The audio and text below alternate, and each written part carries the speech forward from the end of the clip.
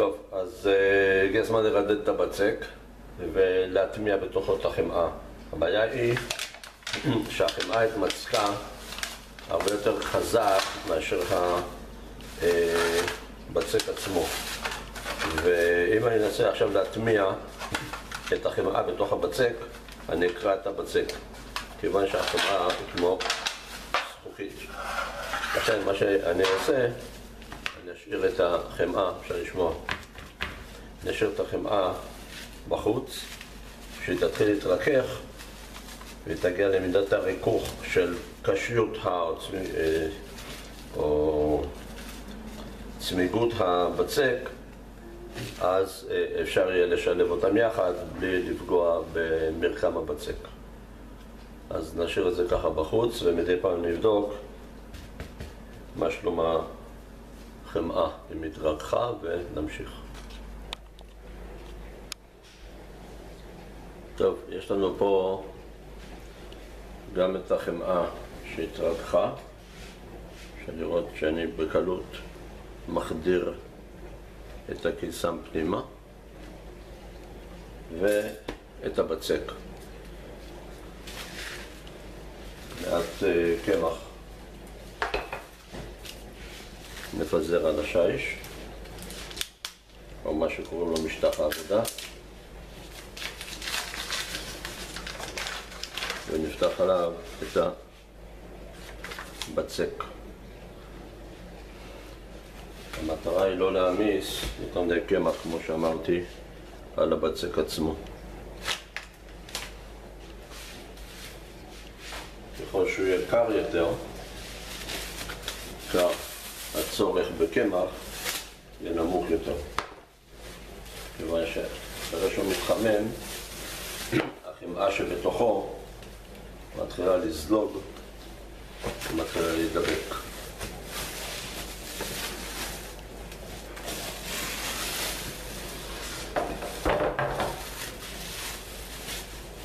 זהו.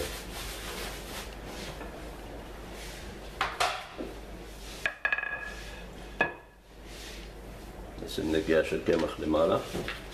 מה שחשוב שכאשר עושים כפלים, מה שנקרא כריכה של הבצק, צריך להוריד את שארית הקמח או את עודף הקמח מהבצק עצמו. עכשיו לא צריך להשתולל, לא ללחוץ בכל הכוח, אלא לתת לו לאט לאט להיפתח. יש לי פה מערוך עם גלגליות שנותנו לי עובי מסוים של 7 מילימטר. זה העובי שאני רוצה להגיע אליו כאשר אני אשים את החמאה.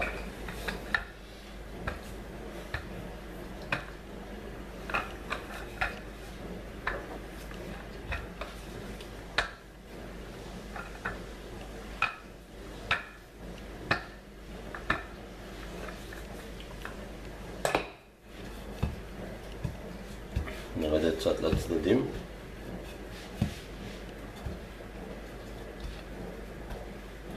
אני לא רוצה לעשות אותו דק מדי, אני רוצה שישאר לו מה שנקרא בשר. ניקח אותו קצת לצדדים. כבר קראתי אותו. לא נורא. אוקיי. שים את החמאה לרוחב. בצורה הזאת. לפי הצבע אנחנו יכולים לראות שהחמאה די נקייה ממוצקי חלב, עוד יש נגיעות של מוצקי חלב, לכן זה בהיר יותר. החמאה עצמה, שזה למעשה כבר שומן, היא צהובה. עכשיו, להוריד את הקמח.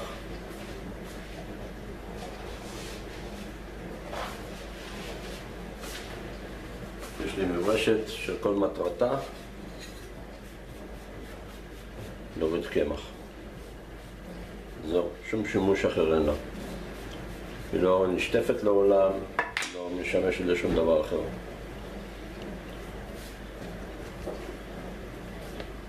את הבצק פה, נקפל את הבצק עליו.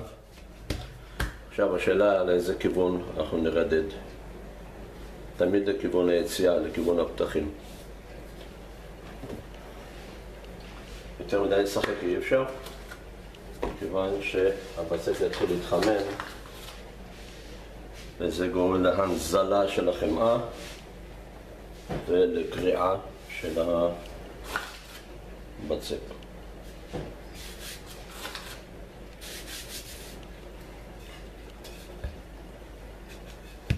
מבפנים החוצה, לא לכיוון אחד, מבפנים החוצה, בעדינות. בצורה כזאת.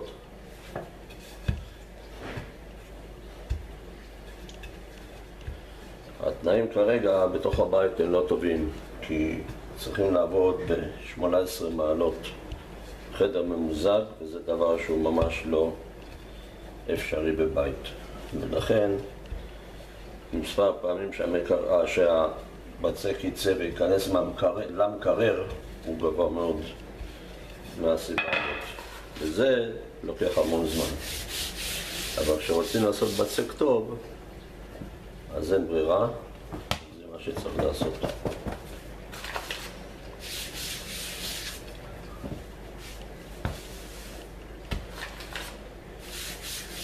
שוב, אני מורח קמח, אבל ממש מה שנקרא בעברית צחה במשורה. הכתמים הכהים זה וניל.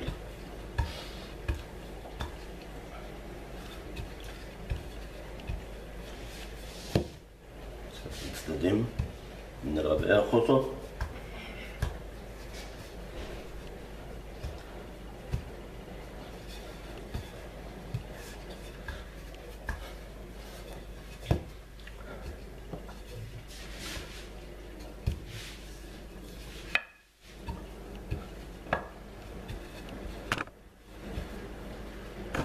סלח לי.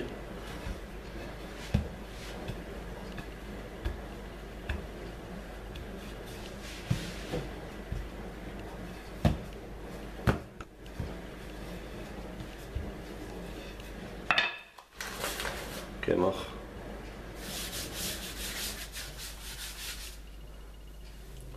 ידיים מלמטה. והופכים אותו. עכשיו נשים אותו ב-90 מעלות על מנת שאני אוכל לרדד אותו גם לכיוון השני. אחרת לא נוח. קודם קיפלנו ל3, עכשיו נקפל ל4.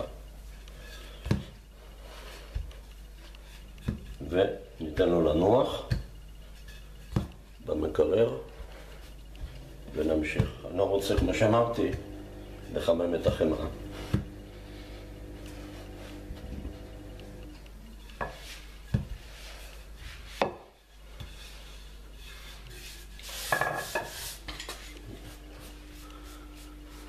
מגב, לא מגב, מברשת, ונקפל שליש. אפשר פה לראות כבר שיש הבלטה של החמאה, ומזה צריך מאוד מאוד לזהר. גם אתה, פה, בצורה כזאת. נפות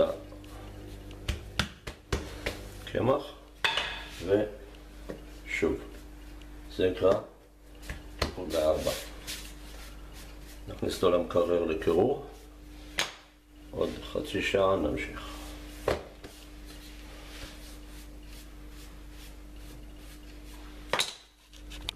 זהו. ארוז יפה. נכנס לקירור.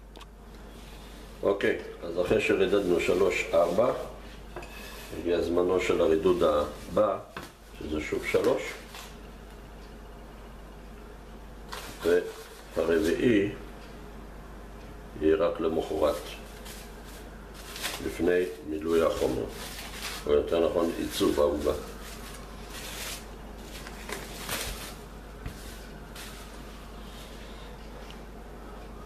שוב, לפי המבנה של הבצק אנחנו מרדדים לאורך מעט קמח מלמעלה.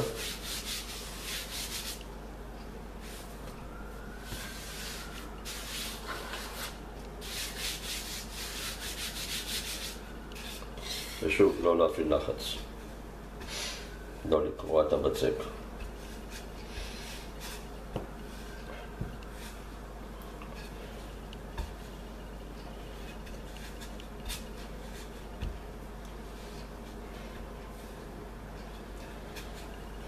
הריבועים שאנחנו רואים אלו ריבועי חמאה שעדיין לא נטמעו בכפלים של הבצק.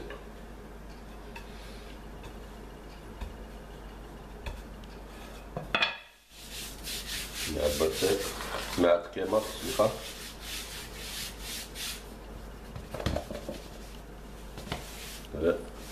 והיפוך. פה צריך להיזהר, יש פה חתיכות חמאה. עכשיו נרדד בכיוון הזה.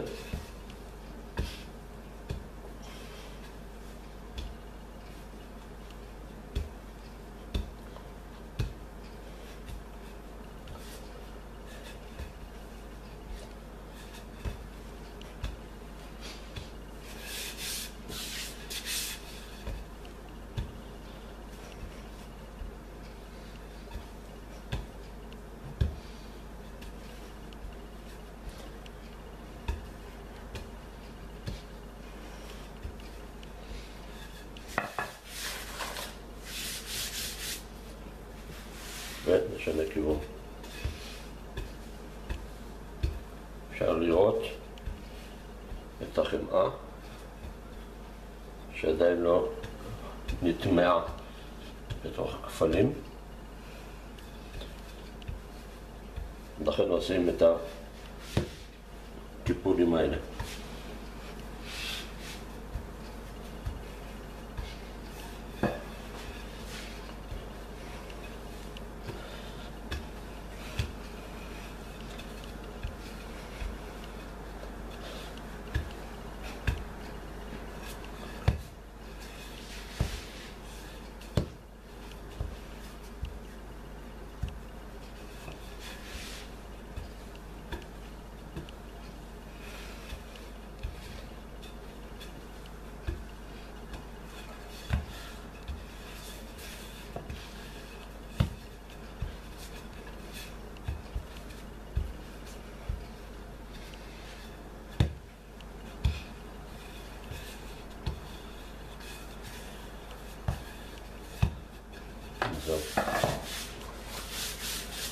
קודם כל נסלק את הקמח העודף בצורה הזאת ונקפל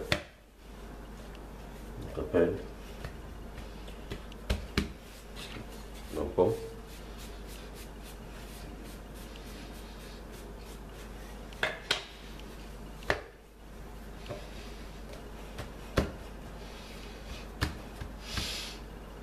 אני ארדד את הבצק הזה עד שהחמאה הזאת תטמע בתוך הבצק הזה, בתוך הבצק. שלח אותו לקירור, ינוח ונמשיך הלאה. טוב, אז הגענו לישורת האחרונה.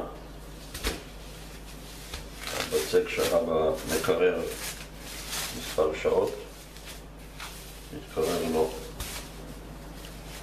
לקור אחיד, גם של החמאה וגם של הבצק. עכשיו נרדד אותו לקראת מילוי החומר. מעט קמח,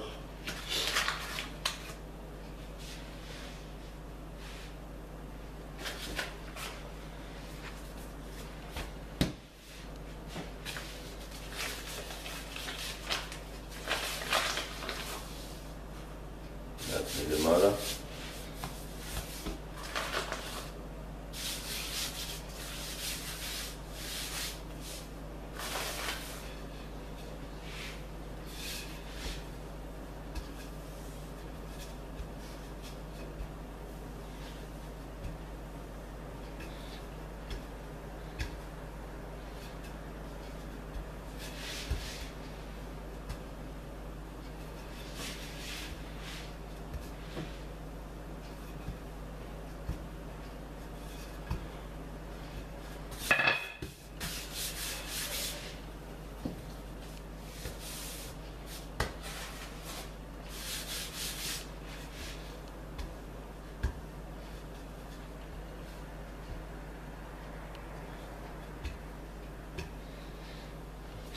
האמת מבפנים החוצה.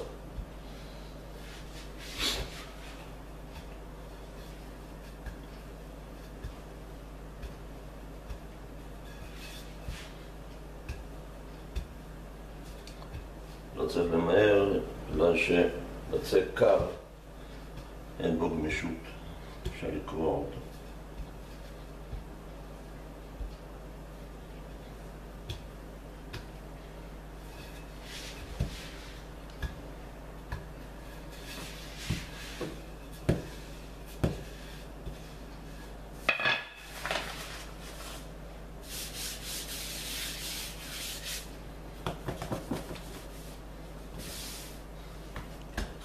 מדי פעם הופך אותו, כל פעם הופך אותו, היות והשיש הוא לא בדיוק מקום נוח מבחינת הרידוד, כיוון שיש בעיה של הידבקות.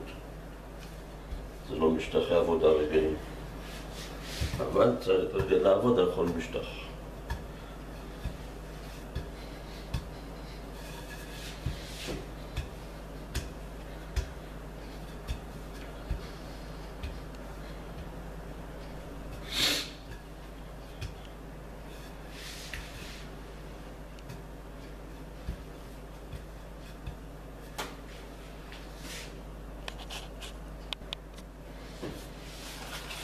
עכשיו נסובב אותו ב-90 מעלות, שיותר נוח בגודל הזה לרדד.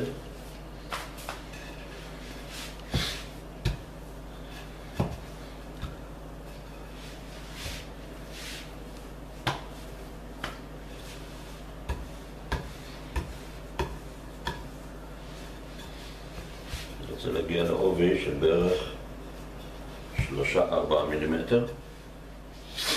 כיוון שאני גולל אותו, אני לא רוצה לקבל בטונדה גדולה.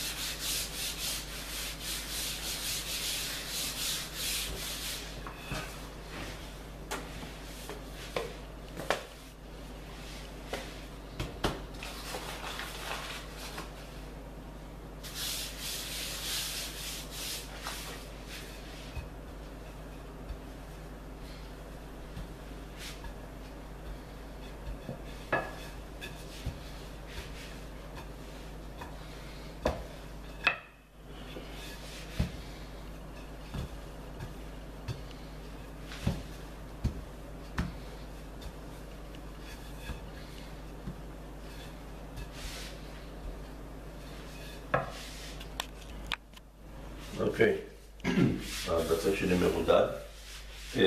אם הוא נתפס עכשיו על השיש, להפך, זה יותר נוח לי, כי הוא לא יתחיל להתכווץ לי. אז שנשחרר אותו. דבר ראשון, ניישר קצת את הקירות, על מנת שנוכל לקבל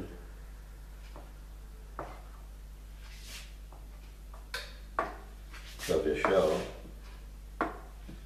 ולהתחיל לגלול את כולם בקו אחד.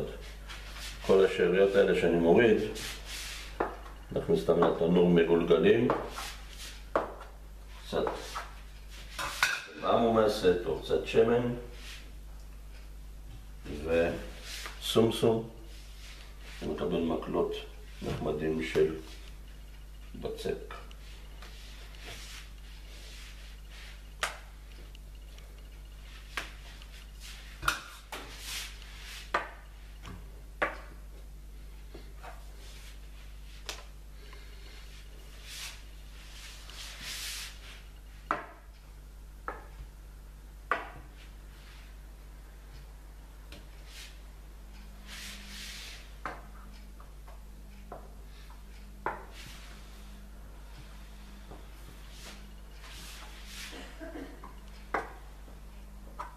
זהו.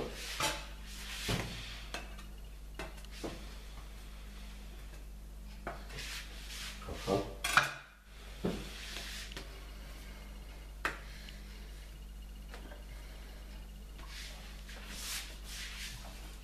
יש לי פה, הכנתי מראש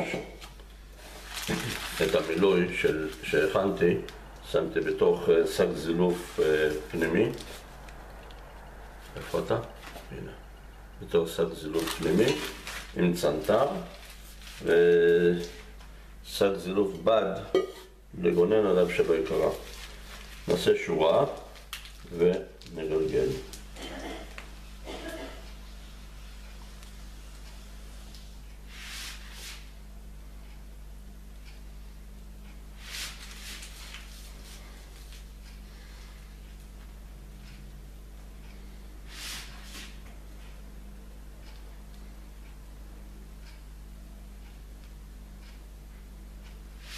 ככה.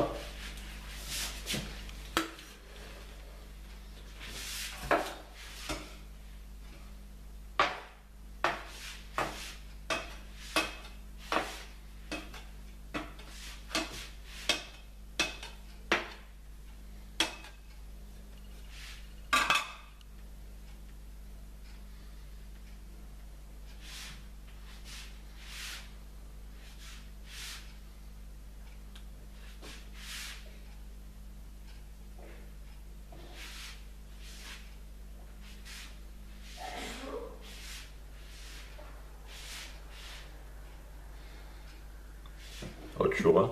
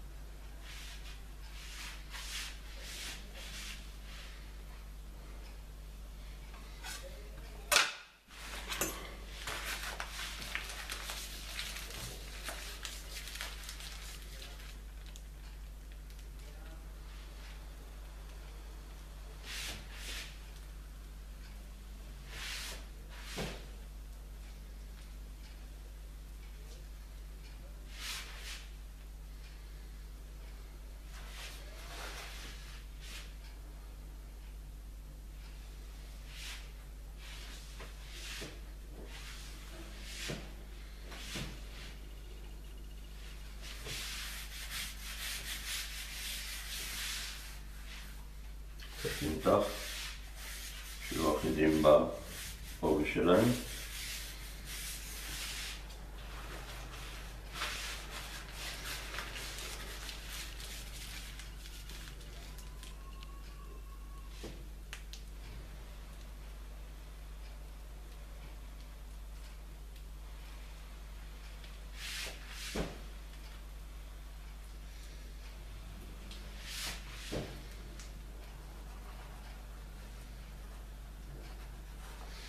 כדי שתפתחו שרירים.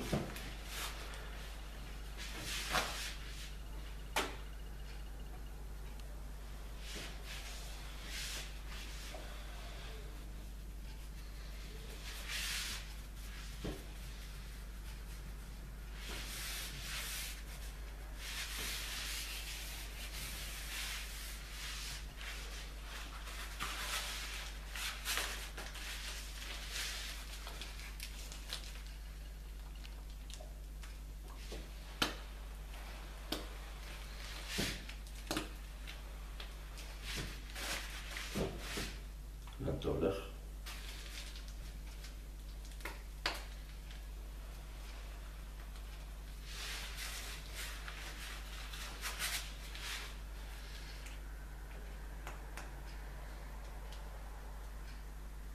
זהו, אתה לומר שזה אחרון ונגלול אותו ככה.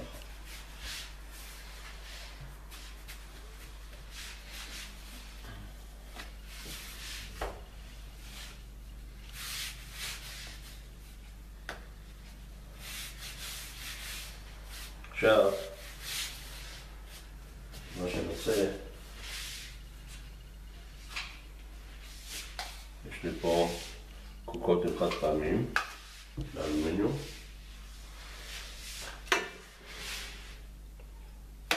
נחתוך.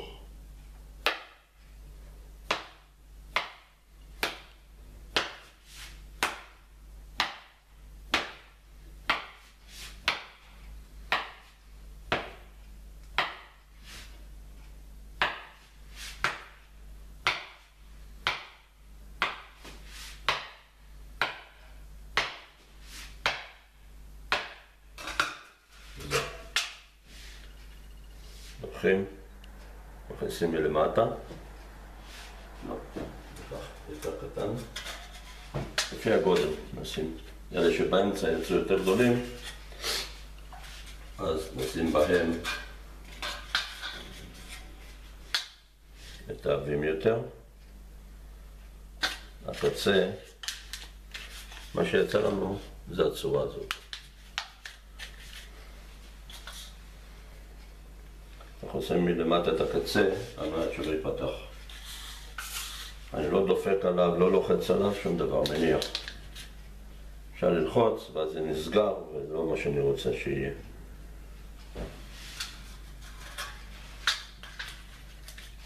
אני לא שם גם שימון, מכיוון שגם ככה הבצק הזה רווי בחמאה, אין צורך. אחרי שיתפח נמרח אותו בביצה.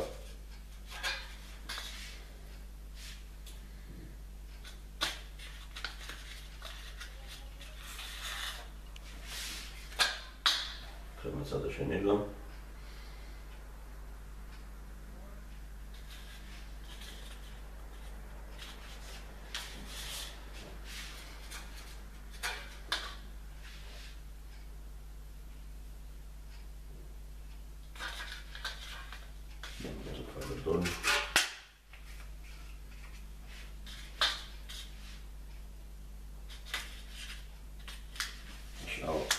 נעביר לגדול, אחרת זה מתחיל לתפוח ומטפס כלפי מעלה מגדל ענק, ולפעמים מסתכנים באי אפייה של המרכז בגלל אי הטפחה טובה.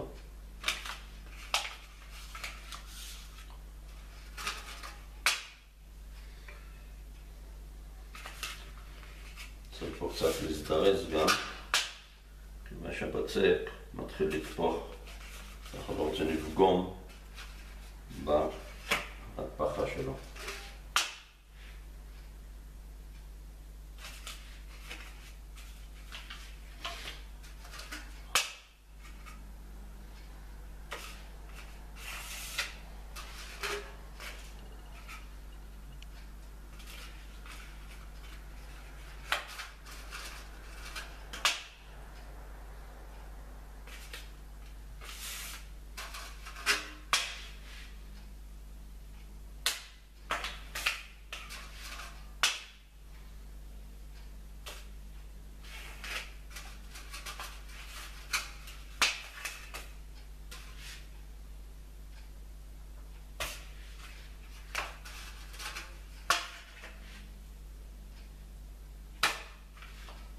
אנחנו רק נצמיד על מנת שאפשר יהיה לחסות את זה.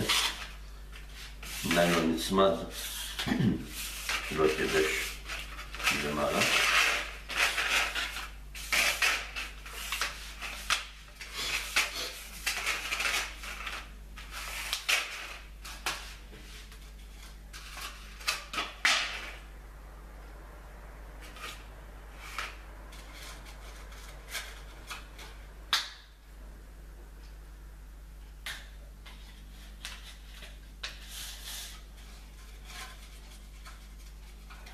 ואחרון חביב,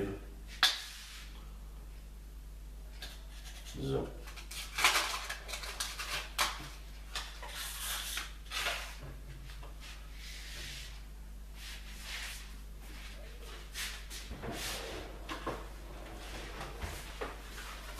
שאמרתי, ניילון נצמד.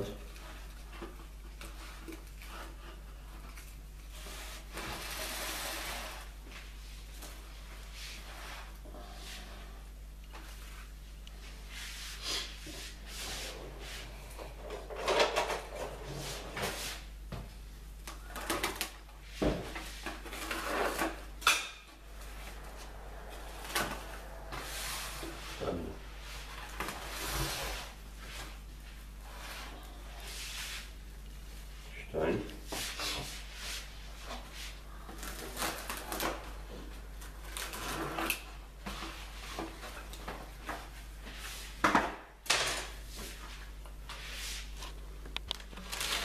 כמו שאמרתי, יש לי שאריות שחבל לזרוק אותן. מה שנעשה זה ככה.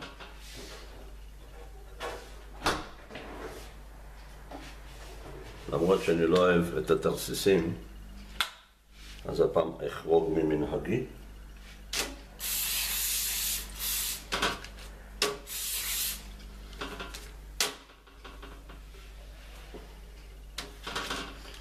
נסדר אותם.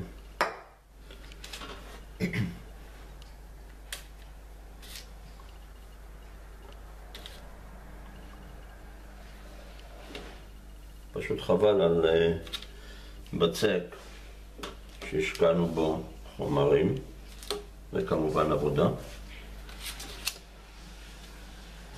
וסתם נזרוק אותו לפח. אז מה שנעשה, נשמן אותו.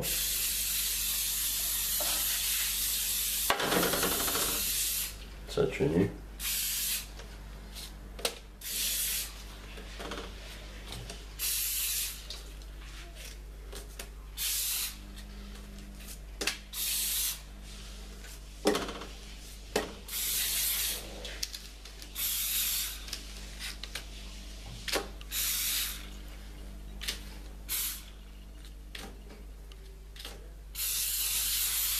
יפה. יש לי פה סומסום קלוי.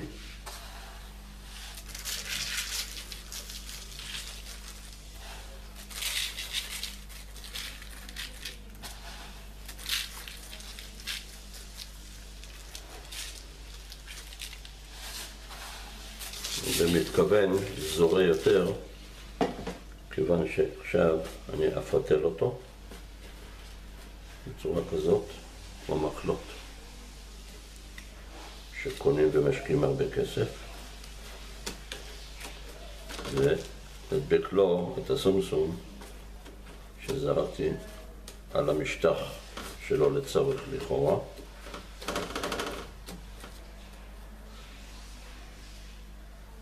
זהו, ככה. למה אתה זז?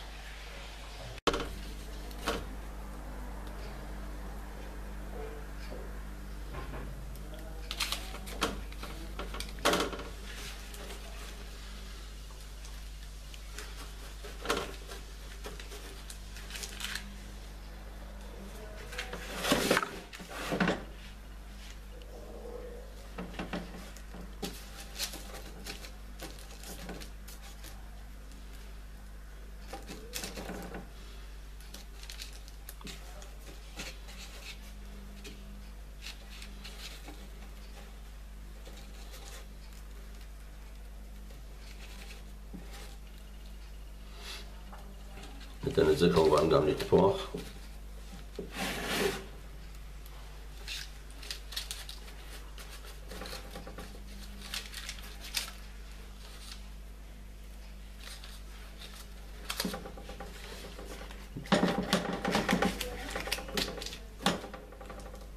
נשאיר כמה נשארים.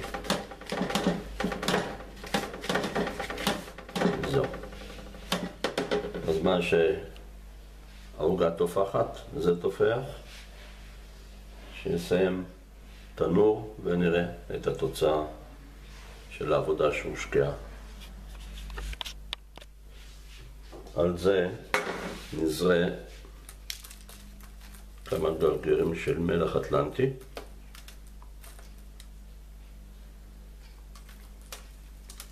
למרות שבבצק לכאורה יש מתיקות, אבל קצת מתיקות, קצת מליחות, דווקא נחמד. זהו. ניילון נצמד, כמובן.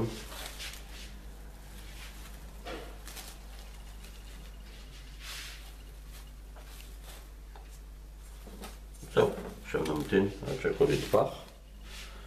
נמרח ביצה ולתנור. טוב, הבצק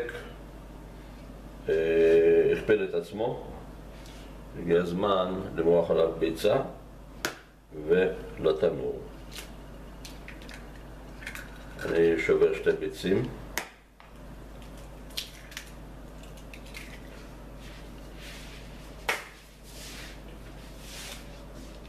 בעיקרון אני טורף את הביצים במטרפה, במוט, ולא מנסה לטרוף אותם עם מזלג, כי זה אף פעם לא נשבר כמו שצריך, והביצה נשארת מאוד צמיגית. אני רוצה שהיא תהיה נוזלית. זה אני אוסיף מעט סילן שנדבק.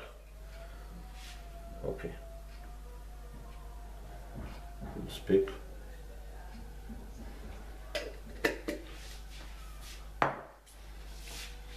אני אטרוף את הביצים. אם יהיה חסר נוזל אז נוסיף.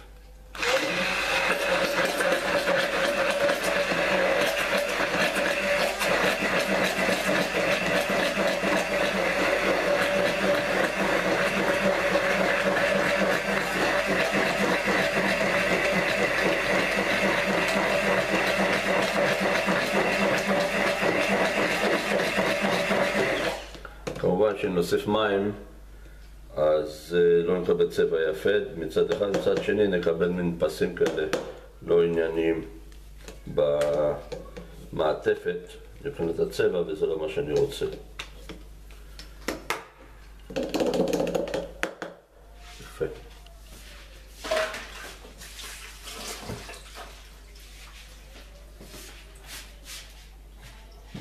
צורת המריחה הכי טובה זה התזה. ניסיתי פעם או פעמיים לעשות את זה עם מרסס ידני, זה לא כל כך צלח, אבל בתעשייה יש מרססים חשמליים שמרססים איתם שוקולד על עוגות או ביצה על ריבוי מאפים. כי כאשר, סתם לשם דוגמה, אם יש בורקסים, מאות בורקסים, ולהתחיל למרוח עליהם ביצה, אז זה קצת מעשה של שזיפית, עבודה שזיפית, ואף אחד לא אוהב את העבודות האלה. אוקיי.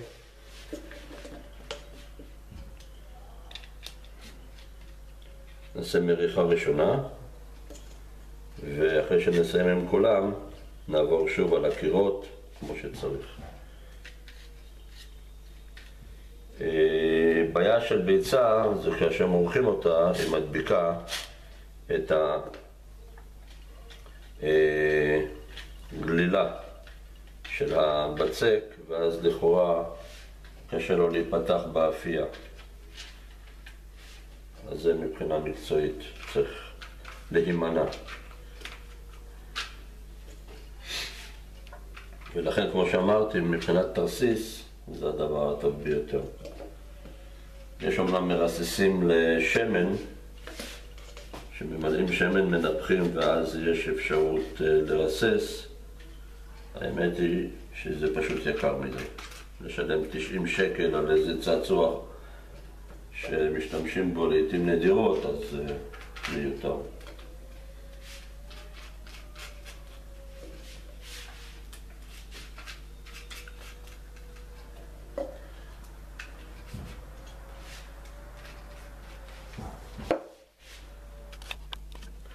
טוב, אחרי שמרחתי את כולם מלמעלה, או יותר נכון הטבלתי אותם, אז הגיע הזמן גם לקירות, כדי שהמאפה גם ייראה יפה.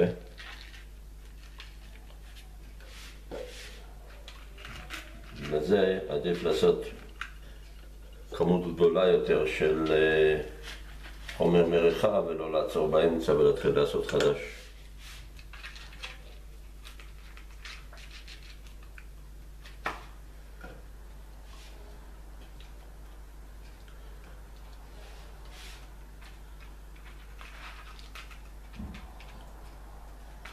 אם זה נספג בפנים, אז כדאי גם מלמעלה להוסיף עוד. למרות, כמו שאמרתי, יש כאלה שאומרים להיזהר בין השכבות שלא ייכנס, אבל מכיוון שגם שברתי את הביצה עם המוט וגם הוספתי סילן, אז שיעור ההידבקות של הביצה הוא נמוך. ולכן לא מפריע לי שזה יספג ולכלך בחטא את הפנים.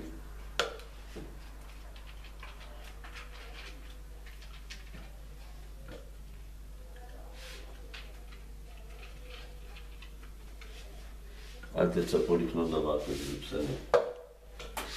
מה שלא תעשו לבד יפה, לא תוכלו לקנות.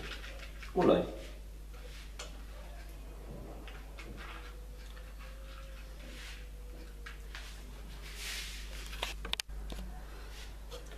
אוקיי, אנחנו לקראת סיום המריחה. בגלל ששמתי סילן, חלקו שקע למטה עם הבלילה של הביצה, אז זו הזדמנות טובה למרוח מלמעלה, שנקבל גם צבע יותר יפה. הוספת סילן זה גם שובר את הטעם של הביצה שאני כל כך לא אוהב במאפים. למרות של ברירה, וצריך להשתמש בביצים.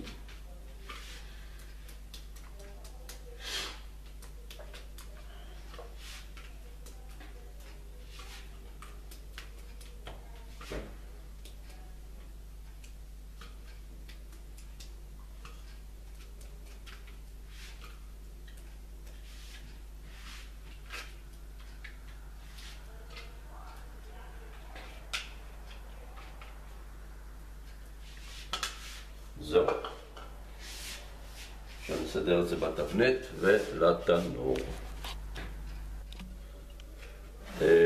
הסיבה שאני שם על מגש ולא על הרשת, מכיוון שכאשר מנסים להוציא את הרשת החוצה בשביל לבדוק את המאפים, יש לתבניות האלה נטייה לקפוץ ולברוח, וזה לא דבר נחמד לראות בתנור מאפה מתהפך. אוקיי, הגענו לישורת האחרונה, והישורת האחרונה אומרת שצריך לשים קצת מריחה מלמעלה של, בדרך כלל זה מי סוכר או דמוי ריבה. בתעשייה קוראים לזה מירורינג, אבל אני מעדיף לשים ריבת דובדבנים שלי, הרבה יותר טעימה, הרבה יותר יפה, וכמובן שאני יודע מה יש בפנים.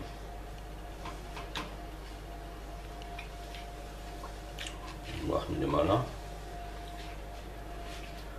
היות והמילוי של פירות יבשים מהדבש הוא לכיוון המתוק, והריבת דובדבנים חמצמצה, אז יש לנו פה איזון טוב של טעמים.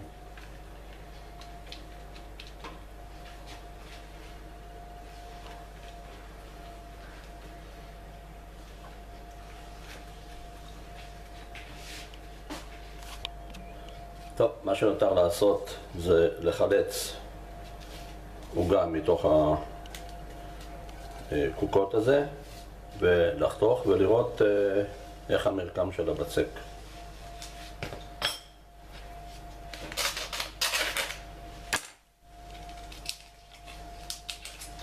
כמובן בגלל שהעוגה עדיין מאוד מאוד חמה, היא מאוד מאוד עדינה גם, כך שזה לא בא להרוס את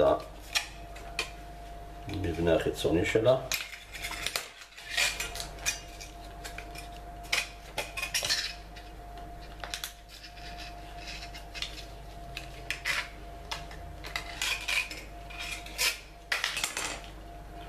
אוקיי, במאמץ משותף של הסכין והידיים שלי חילצנו אותה. עכשיו נחתוך אותה.